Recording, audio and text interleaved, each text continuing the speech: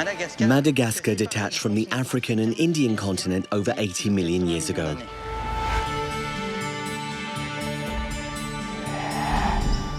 Madagascan fauna evolved independently, which is why it's so unique. Today, close to 95% of reptiles and 100% of amphibians are endemic to Madagascar. This represents around 4% of the species on the planet, which is extraordinary. But although the fauna is protected in Madagascar, reptiles and amphibians are nonetheless threatened by deforestation, poaching and fire. To find them, I'll have to travel to the most inaccessible areas on the island where the ecosystems are still protected.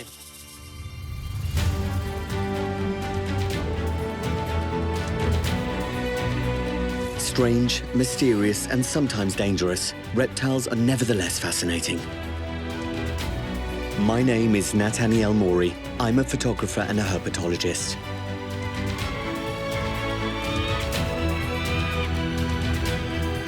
I've decided to roam the planet alone with 15 kilos of gear in a backpack to photograph reptiles and amphibians, whether known or unknown to this day.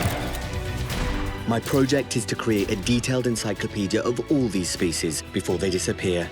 That's the challenge I've set for myself.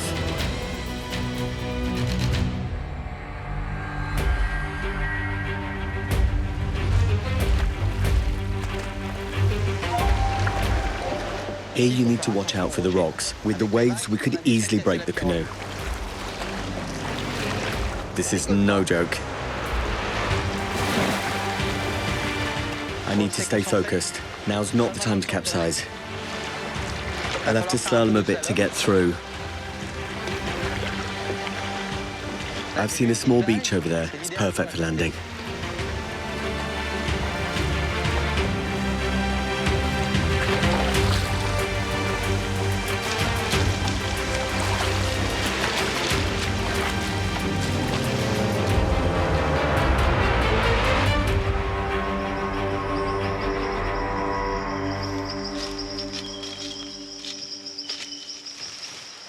This is the Masala Peninsula, one of the most inaccessible areas in Madagascar. Needless to say, we won't be meeting many people here. Madagascar is one of the places on Earth with the highest concentration of biodiversity. Around 800 species of reptiles and amphibians have been documented here, but that's just an estimate because in the last 10 years, over 130 new species have been discovered on Madagascan soil.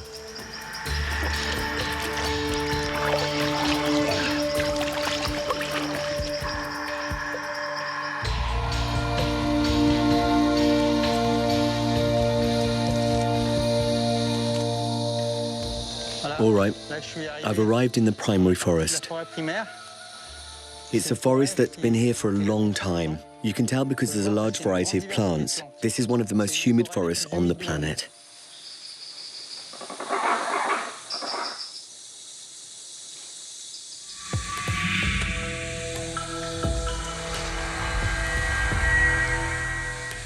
Ah, there was a frog, but it escaped.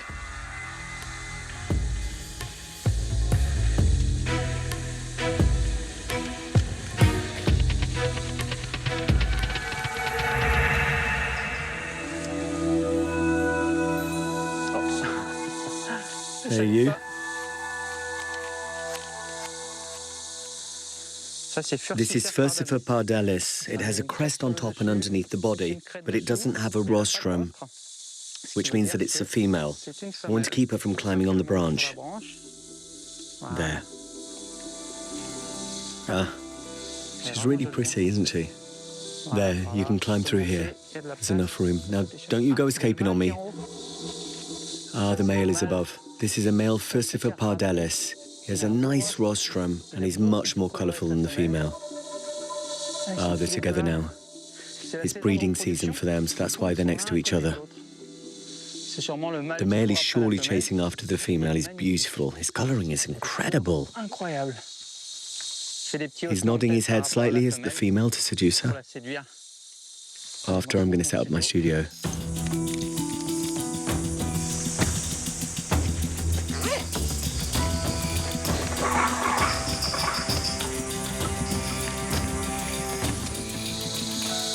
She just tried to escape. And the male as well. Climb on the stick. There. Well, I've just captured 2 chameleons. The couple. Oh, the male's colours are really astounding. I'm going to put him in a bag because otherwise he's going to escape. He jumped. The thing is, they always see us coming. With lizards, you try to approach them from behind to catch them by surprise. But with chameleons, it's complicated because they have 360-degree vision and they're hard to catch by surprise. So, he's changed mood, so he's changed colours. That's the way chameleons behave. Mood is colour. You can see this little rostrum on the tip of the nose. That's how you can tell him apart from the female. Females don't have rostrums. And here you can clearly see the hood, the ventral crest and the dorsal crest. So this is how you can tell it's a Furcifer pardalis. So he's got small feet and very sharp claws. The funny thing is that it's as if he only had 2 fingers on each side. Actually, he has 3 on one side and 2 on the other, which makes 5 fingers in all. Oops. That's what I thought. He's trying to grip onto something and he won't let me take his photo. I'm going to try to handle him a bit so he relaxes. We need to be buddies.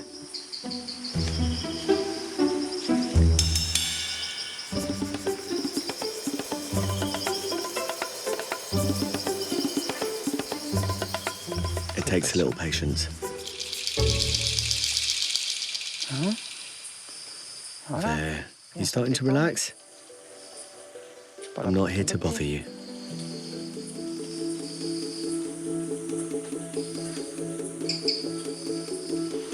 There we go.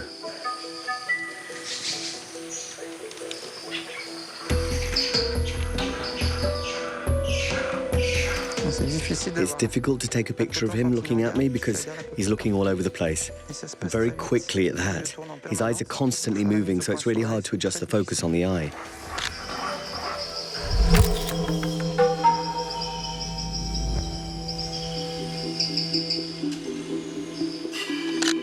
There we are. An overall photo. Let's take the ventral shot. Here I'm using the light box, which is soft, and I'm making a little plastic roof over his back. There.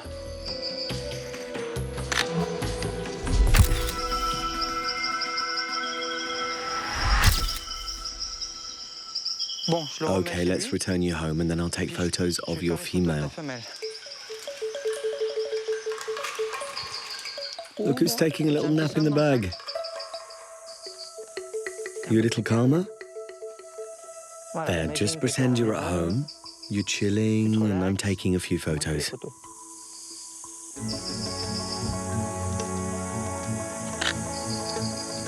Beautiful. Climb up.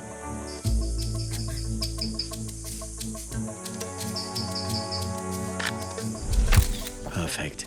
One ventral shot and we'll be done.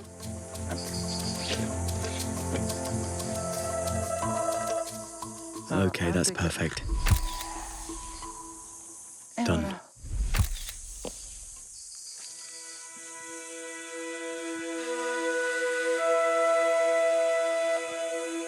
Okay, I'll let you go.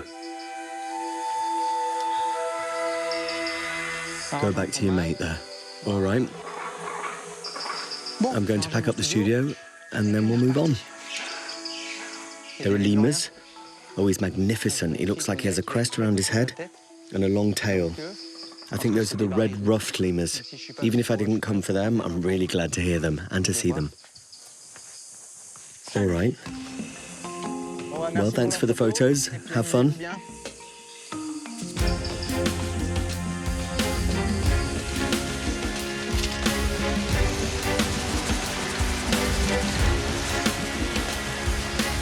Sometimes you need to look on top of ferns like these because they collect all the dead leaves and there are small frog species in the humus. Let's see if we can find any. There's a cockroach. No, well, I can't see any here. I'll put this back in place to avoid destroying the habitat. There. Okay, there's nobody in there. I'll go and look somewhere else.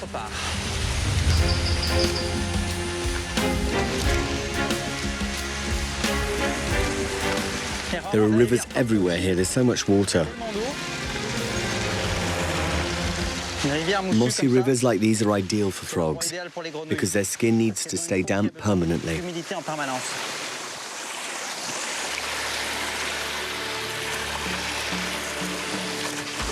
I have to be careful, it's slippery here. I'm going to switch on my lamp, it's getting dark. This is a bit steep. Okay, let's go. In situations like these, you have to hang on to the vegetation, but you need to make sure that it's strong enough. There. So now...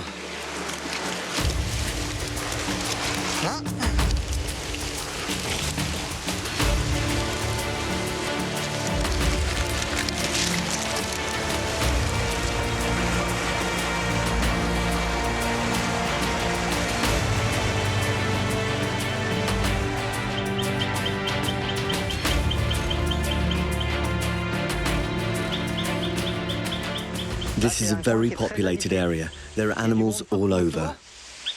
So I'm going to try and invite myself for the night. This will make a nice campsite. There's water nearby, that'll be convenient.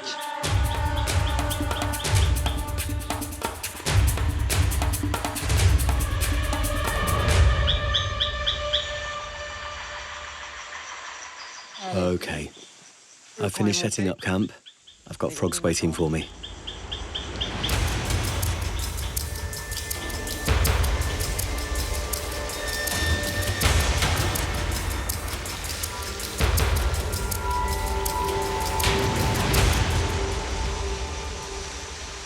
A snake.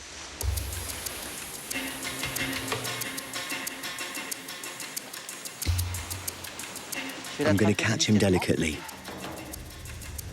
There, okay, he's just spotted me. The famous Madagascar tree boa. Isn't he a beauty? This is Sania madagascariensis. He is magnificent. You can easily tell he's a constrictor snake. He caught my forearm and now he's squeezing. You can't stay like that for very long because you could pass out once you take the tourniquet off. They use their strength to kill prey by constriction. He seems calm. He's really beautiful, isn't he? This is one of the two Sania species that lives here in Madagascar. This one lives mostly along the east coast and the other species lives on the west coast, so they're easily to identify. It just depends on where you are. I was expecting to find one because it's a rather common snake, but to find one like this is great. He's darting his tongue out, he's smelling his surroundings. The evening is off to a very good start. I have to shut it tight to make sure he doesn't escape. There. It's going to be a great photo shoot tomorrow.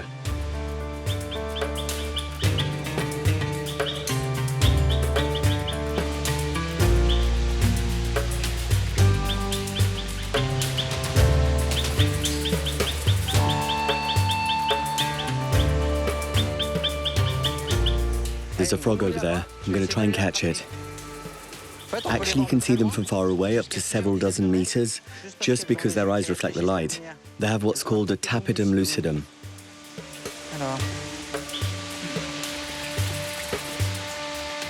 There we go. So the tapidum lucidum is a blanket of cells that reflects the light inside the eye. That means that when a ray of light enters the eye, it's reflected inside before it goes out again. This allows the animal to see even when luminosity is low. So this is a trait shared by many nocturnal animals. It allows them to see in the dark. Let's give him some leaves there, so you can stay hydrated, so you don't feel stressed in your bag, and stay nice and comfy. This is a great playground. I'm going to go up to the river a bit.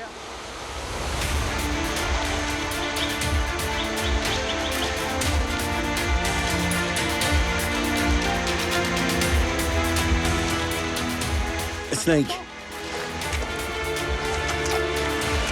Ah, yes. It's a Madagascar office. They're identified by the white tails, and this one is a Madagascar office, Columbrinus.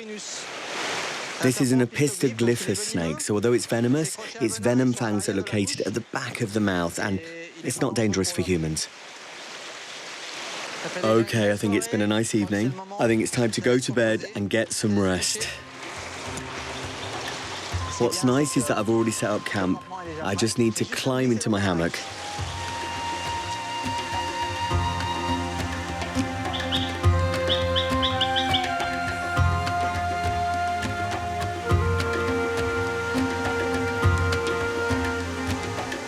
It was about time I reached shelter. There we go.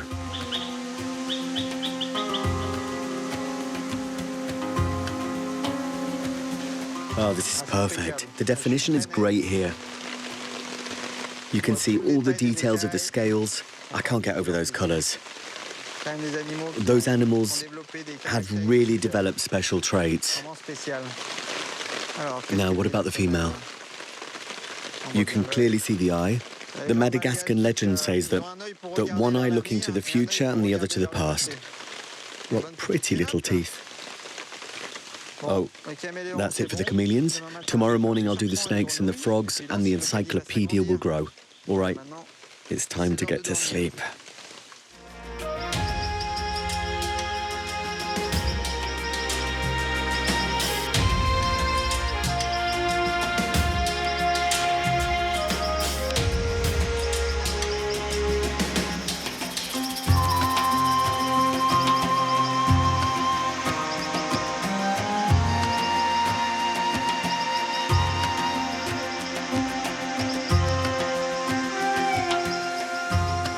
I slept really well, lulled by the sound of the rain.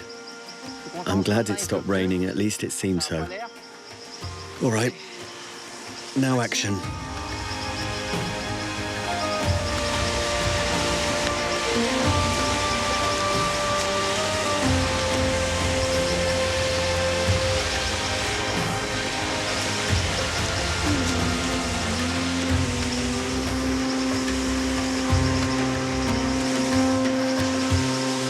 I'm going to pack up camp, because it's not an ideal spot for the photo shoot. I'm going to look for a place where I can catch the frogs if ever they start hopping around. If they jump here, I'll lose them. It'd be a pity.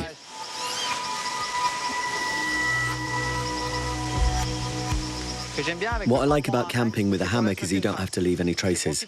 I've spent a good night taking advantage of the hospitality of the jungle, and when I leave, there's no waste left behind. No marks, no signs of tents. It's natural. I can hold my whole camp in one hand.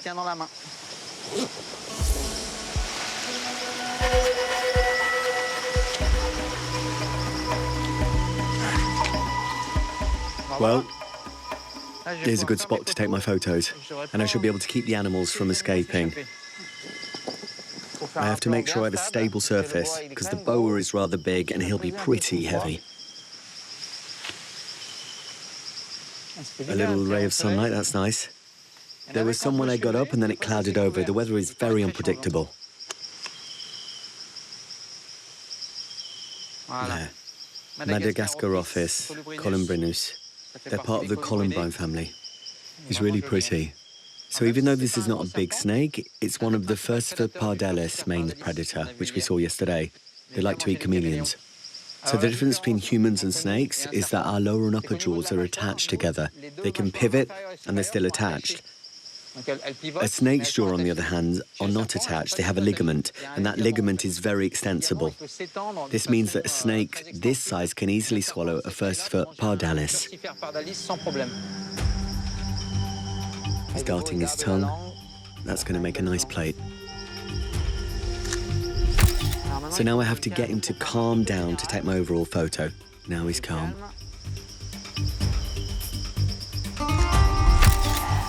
If only all snakes could be like this one, it would be great.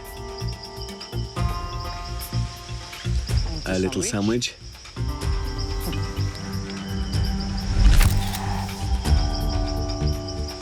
Always check that you can count all the scales. Here I can count all the ventral scales, so it's a good photo. Hey, stay here. I'll let you go very soon. Let's just finish the photos. Thank you for your patience. You've been really cool, you know that? I'll release you by the river where I found you. There. Oh, I love the moment when I release the animals. It's one of my favorite moments. When you photographed a snake and it leaves calmly like that, my mission is over.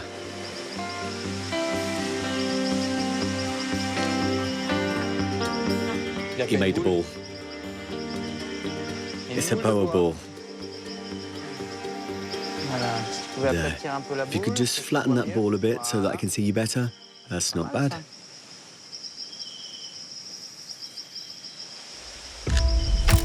Beautiful. He's calm.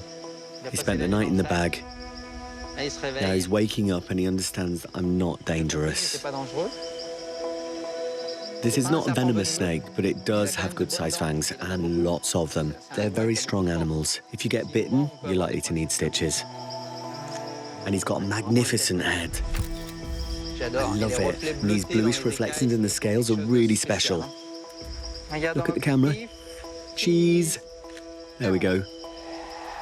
Beautiful. So here you can clearly see the shallow pits. These are thermal receptors that give him infrared vision. So thermal vision is like infrared vision, just like an infrared camera. That means he can detect warm-blooded animals even when it's pitch dark out. It allows him to hunt at night. His small teeth are clearly visible here. So because they're small and very fine, they can dig deeply into the skin to get a solid grip on the prey so it won't escape. There.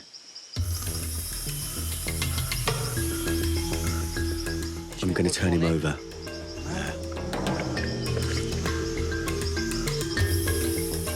From here, I can get all the scales. Perfect. Oh, excellent. So we can count them, yes.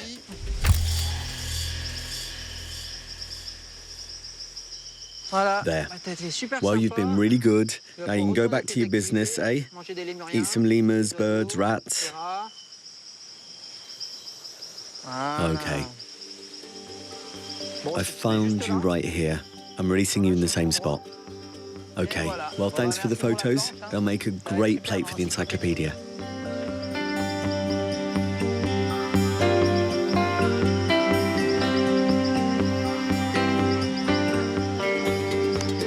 Now for the frogs.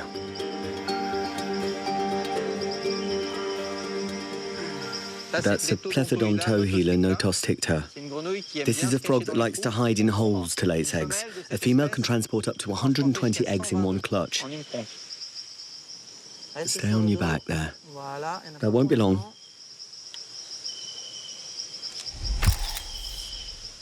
Excellent. They have a nice white line all along the body, from the snout to the thigh. They're also very pretty seen from the front. In this species, once the eggs have been fertilized, the male looks after them.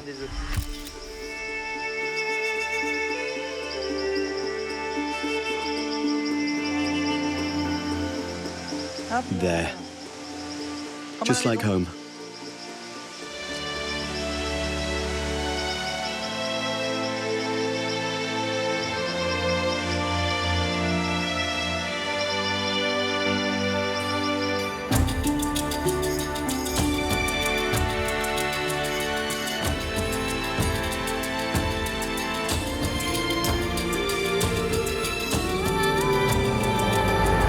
I'm heading for the island of Nosy, an island which is part of the Masala National Park and is known for its biodiversity. Nosy means Blue Island in Malagasy. You can find around 30 species of reptiles here and approximately the same number of amphibian species. Amazing for such a small island. It's only 5 square kilometers. It's a completely virgin island. There are no houses, no farmlands, nothing but nature. It's as if the island has been placed in a time capsule that we came back to visit. The island is also known for its slave trade. In the 17th century, slaves were gathered on the island before they were boarded onto ships.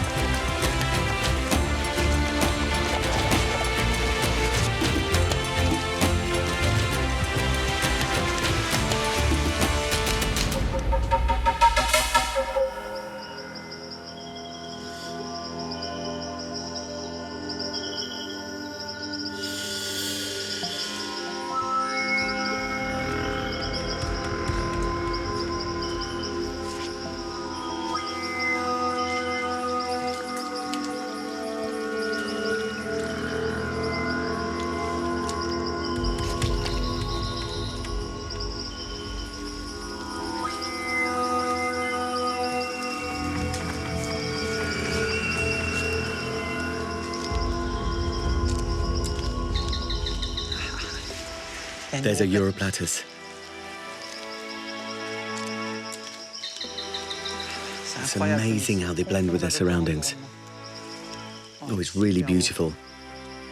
They sleep head down during the day, and at night they hunt. So he spends the day like that, blending in with the tree trunks so that predators won't notice him. I can tell from his eyes that this is Europlatus fimbriatus. He developed a small dermal flap that runs the length of his body. This helps to scatter shadows, because a lizard can be spotted by its shadows on a tree trunk, so he doesn't have a shadow. So his flap is lich in shape to make him even less visible. You can just see a bit of the tail sticking out. They have flat tails that adapt to branches. I'm going to capture him, but I have to be careful because it's an animal that bites. There. They have strength in their feet. Wow, what a mouth. I have to take him back home after the photo shoot, so I'm going to take the GPS coordinates, because that's history. There, I've got it. Well, this is a really good start.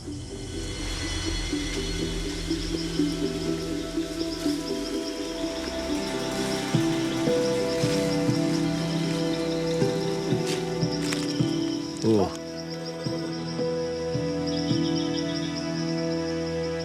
That's a Brooker periussi. It's one of the smallest chameleons in the world. There are only a few this size. He's tiny.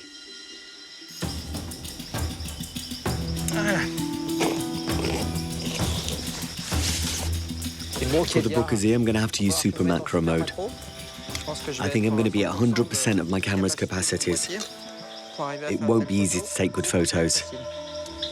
Who wants to start? Come on, Mr. Brooker. The little chameleon.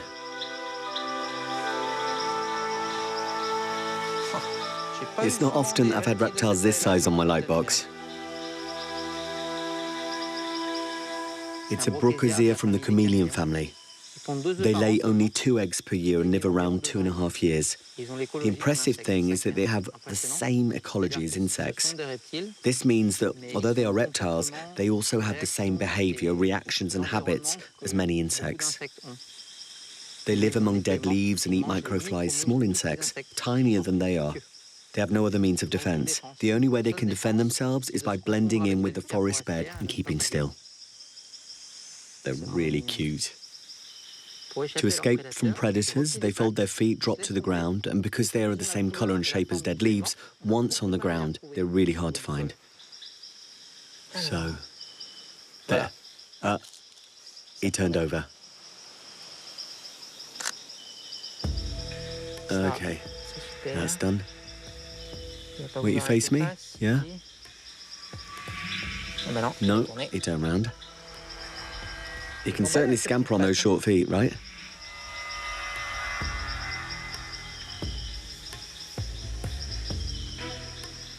There, from the front.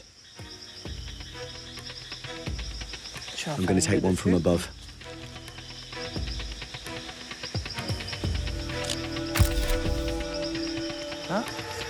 Now for the ventral shot. There. Now he's on his back, but he's not stuck. He's got room. There.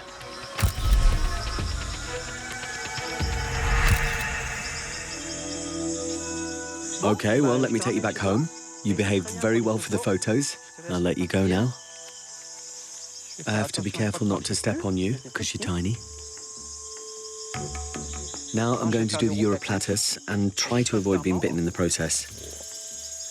Wow, he's magnificent. He changed colours. So he adapts to his environment. He changes colours to match the colour of the support he's on. Here, he probably couldn't do orange. Okay, so first I'm going to take pictures of the head.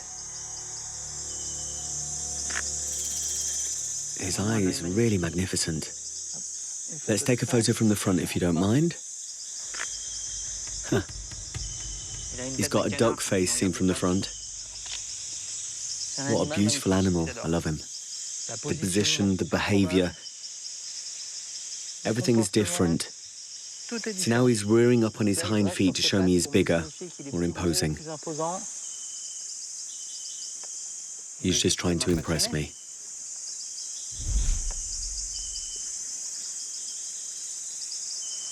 There.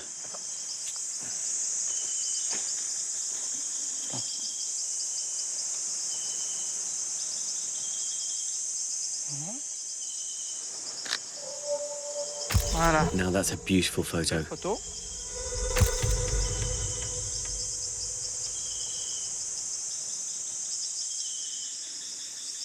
Watch my fingers, don't bite me. In you go.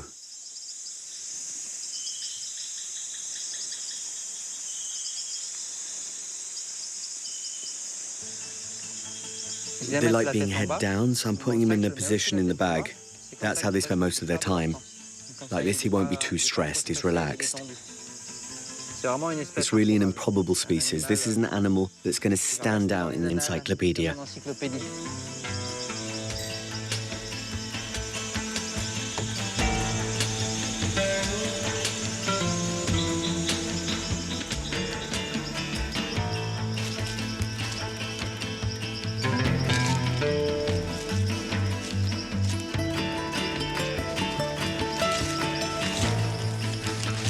We're almost there.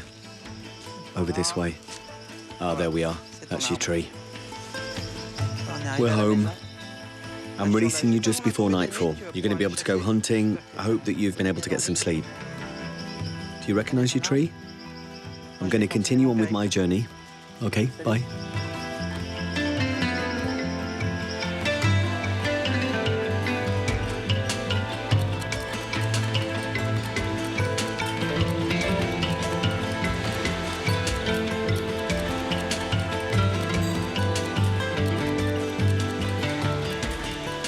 Oh, fine. I can set my hammock here. I'm exhausted. I'm looking forward to getting some rest. It's going to be great. Softly rocked by the waves. Tomorrow morning, I have to wake up at the crack of dawn.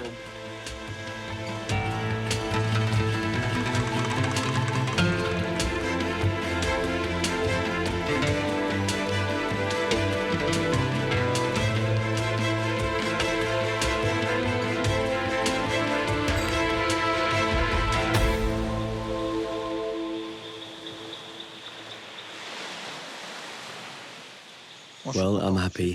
That was an extraordinary day. I've got some breathtaking animals, like this one with his orange eyes, his stripes. You have to admit the Europlatus is an incredible animal. It's always pleasant to look at photos in the evening, but I need to get some rest because I'm tired.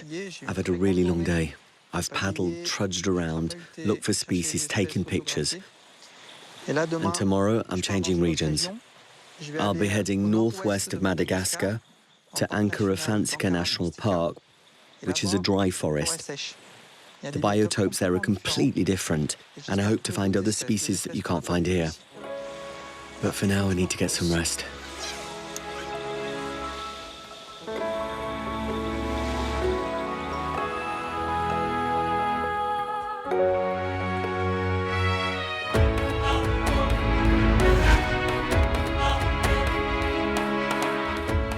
Ankara Fansa Park shelters the largest stretches of dry forest in western Madagascar.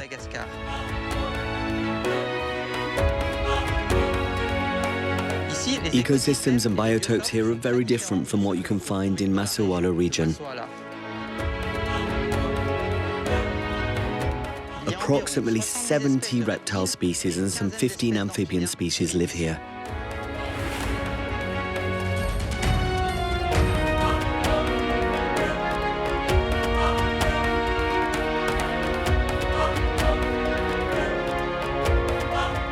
That's extraordinary. I've never seen anything like this.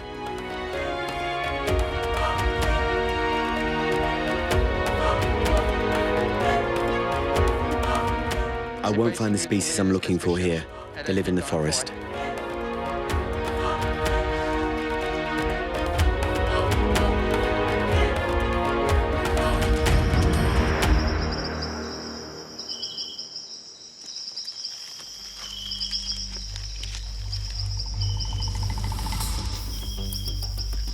I'm in the dry forest now.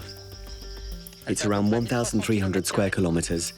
This is called a semi-deciduous forest. This means that the trees lose part of their leaves to save water. This is due to the fact that the soil is sandy, so it loses water very quickly. And here, the species are very special. I'm going to try to find them.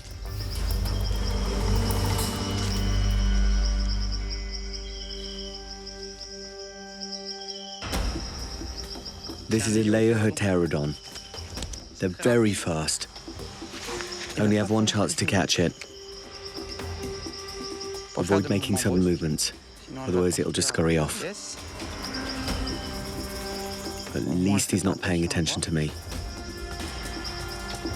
It's a larger garter snake, and it's the most feared snake in Madagascar.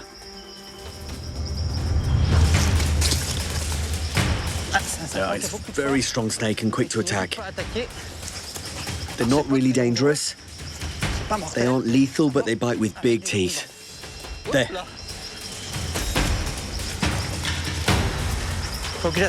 I have to wait until he gets tired to be able to catch him. There.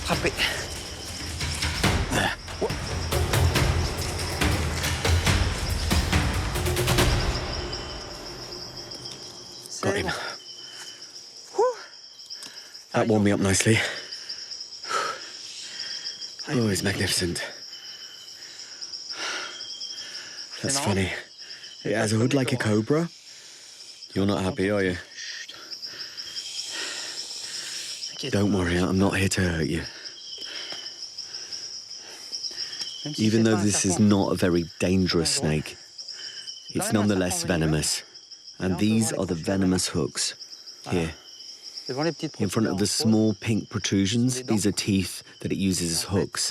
The venom trickles down the tooth. So it's not very efficient as far as inoculation methods go. That's why they're not very dangerous.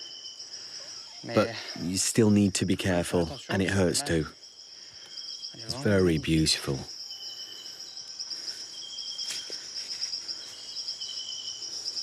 There. There.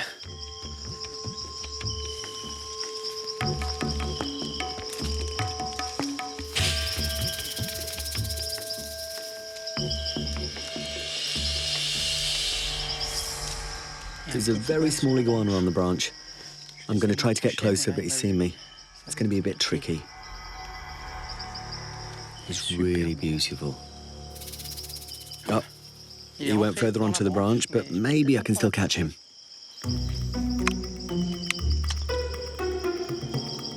Opulus cuvieri. This animal is a mystery, but it lives in Madagascar, and iguanas are usually found on the American continent. So no one really knows how it got here. Out of the 900 iguana species in the world, there are only 7 in Madagascar. The rest are on the American continent. I won't be able to catch him. He's going in deeper and deeper. It's a wonder that he can ever come out again. Okay, well, I'll just have to try and catch the next one.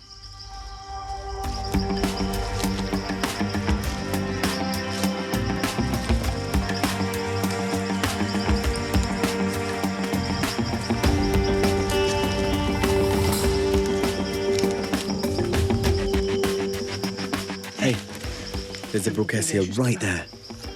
He's so cute. Bressia dicari. It's part of the Bressia family. This is a much larger species. It's at least 8 centimeters long. It's still a small chameleon, though. He's covered in spines. He's magnificent. I'm going to put him in the bag and take the GPS coordinates to bring him back to his original biotope, because these animals tend to wander around.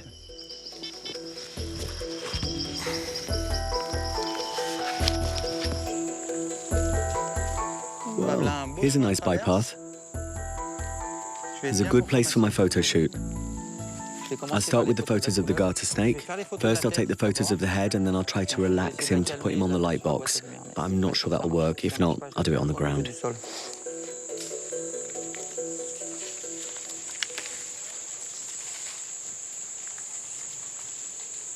I have to find the head before the head finds me.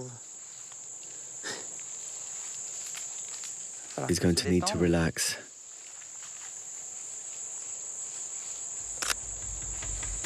A lateral shot. It's really beautiful. He's raising his head. That's going to make a great photo from the front.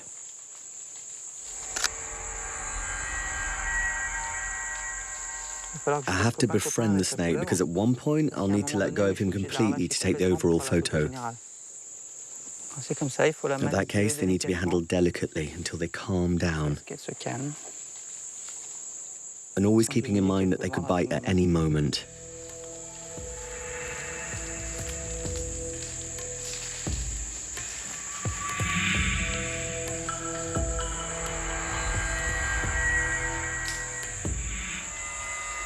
If you could stay like that, it would be perfect.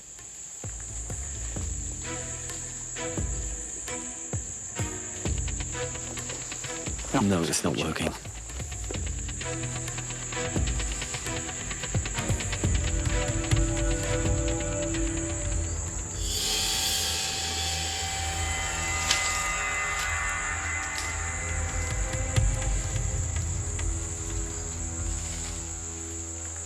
You can see why this is the most feared snake in Madagascar. It's a very swift animal.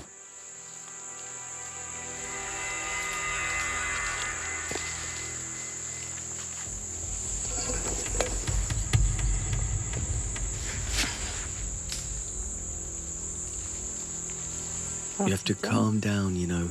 I'm not letting you go until I have my photo. Otherwise you won't have your plate in the encyclopedia, and that would be a pity.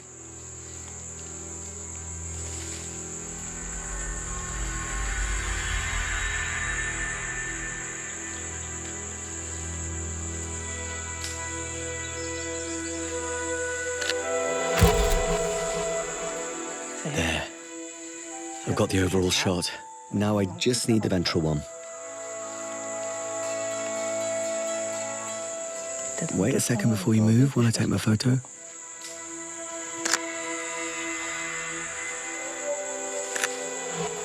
Wow. He's magnificent. The ventral photo is perfect.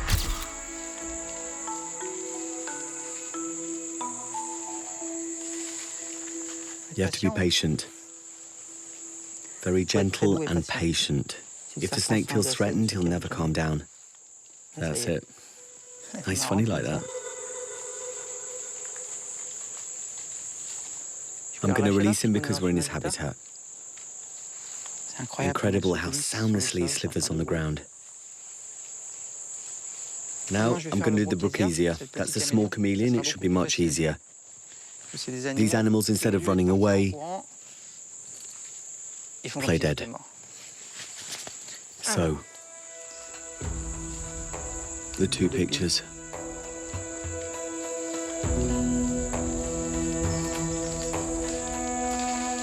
Let's start with the lateral photo. There. It's a special animal because it has spines all along the backbone. I'm waiting for him to turn the eye the right way. I've just been invaded by small bees.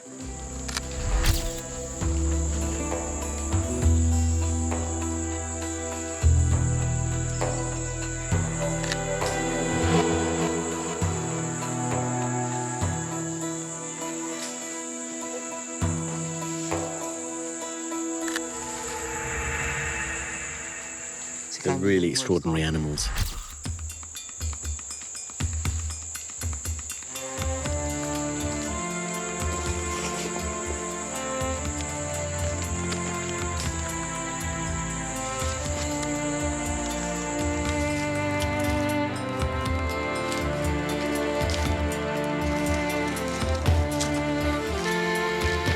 That was the place. You see? You went for a ride and now you're back home. You remember your branch? There. Watch out for yourself. You're rather small after all.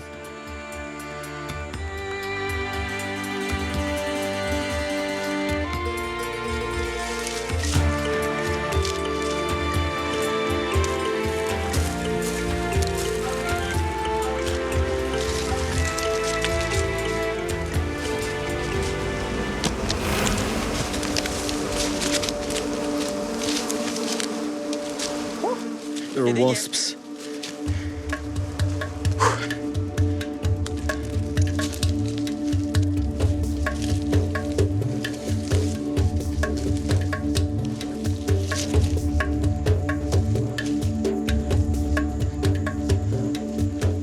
go back down to the river. Oh, there's a snake.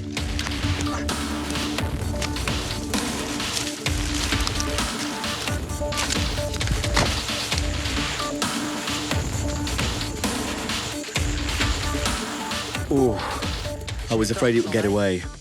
This is a Malagasy ground boa, always beautiful. Acrantophis madagascariensis, one of the most beautiful species in Madagascar. Oh, he just saw me now. I'm going to catch him, put him in the bag, and do my photo shoot here. Like this, I can release him directly afterwards. You have to watch out because they do have large teeth. I've tried to be gentle, but he's not gentle at all. I'm going to do this on the sand, it'll be better.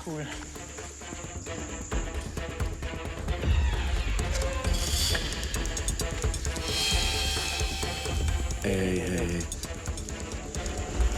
There we go. Oh, he's calling up. His strength is incredible.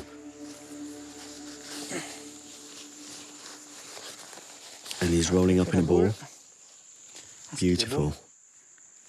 He's got spurs. He's a male. Oh, they're really nice. Come on. They're exceptional animals. The colours and the size too. This is the largest snake in Madagascar. They can measure up to 3.2 meters long. This one is not that long, but is still a good size animal. This is going to be a magnificent photo shoot.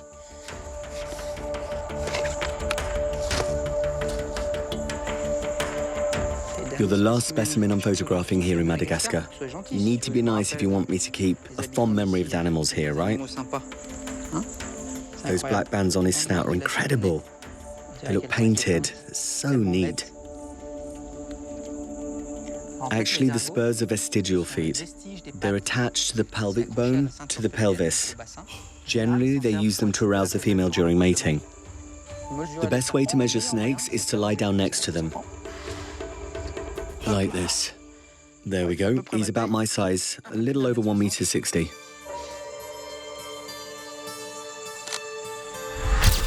Lateral photo. Let me just take a front shot, and then we could do an overall photo. There. Oh, he's beautiful. Very, very beautiful.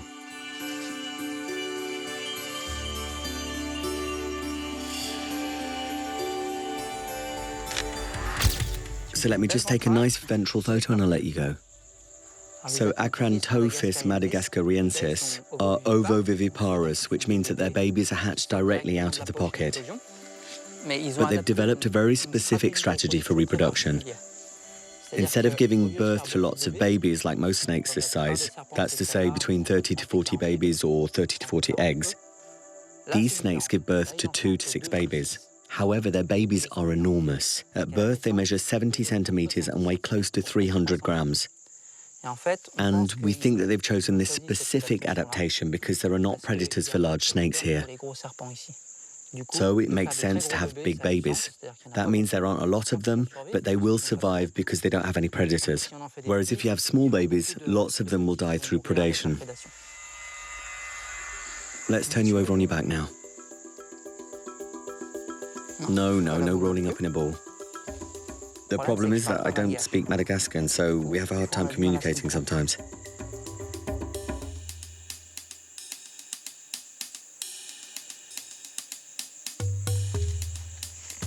As always, patience is the key.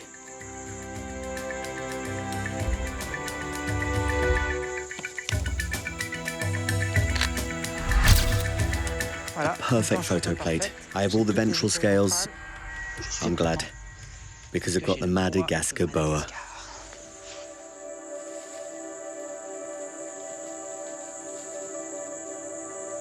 Okay, well, I'll let you go. My stay in Madagascar is over. I'll be traveling to other lands now.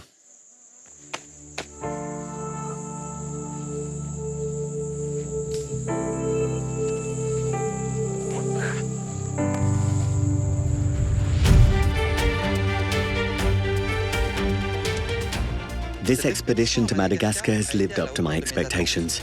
Finding reptiles and amphibians in a country where endemism is close to 95% is every herpetologist's dream. I've added 91 new reptile and amphibian species to my encyclopedia. Some species could disappear without ever having been photographed. This is one of the reasons that motivates me to continue with my encyclopedia.